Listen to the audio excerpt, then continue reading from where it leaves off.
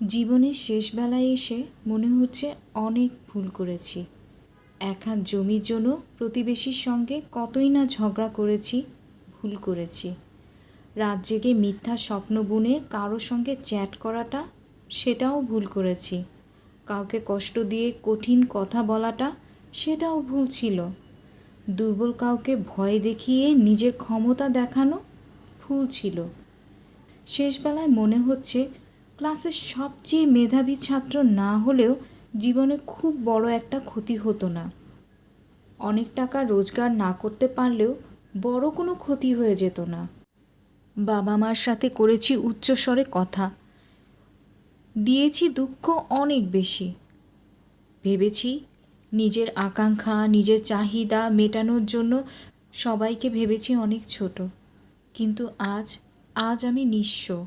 মনে হচ্ছে সবার এত ঘৃণা, সবার এত বদদোয়া, এগুলোই কি আমার সম্বল? যাচ্ছি আমি খালি হাতে, কিছুই নিয়ে যাওয়ার মতোই নাই আল্লাহর কাছে।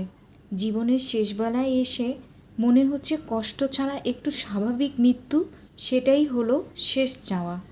শেষবেলায় মনে হচ্ছে মানুষের দোয়াটাই সবচেয়ে বেশি মূল্যবান সম্পদ, যেটা আমি অর্জন করতে পারিনি।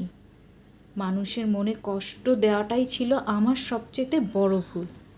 শ্বাসকষ্টের মাঝে আটকে থাকা, নিঃশ্বাসের কষ্টে শুধু মানুষের দোয়াটাই মনে হবে সবচেয়ে বেশি মূল্যবান। অথচ এত কিছু ভেবেও আমরা যৌবনকালকে নিজের নিয়ন্ত্রণ করতে পারি না। এই কথাগুলো আমার, আপনার, আমাদের সবার। কারণ আমরা সবসময় বর্তমানকে নিয়েই ব্যস্ত থাকি। আমরা কখনো চিন্তা করি না আমাদের ভবিষ্যতেও মৃত্যু বলে একটা জিনিস আছে।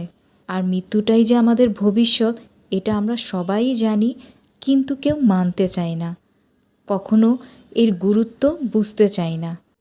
তখন হয়তো জীবনের শেষ বয়সে এসে এই কথাগুলো আমাদের নাড়া দেয়। আজ এ পর্যন্তই। আল্লাহ হাফেজ। নতুন কোনো ভিডিও নিয়ে চলে আসছি। আল্লাহ হাফেজ।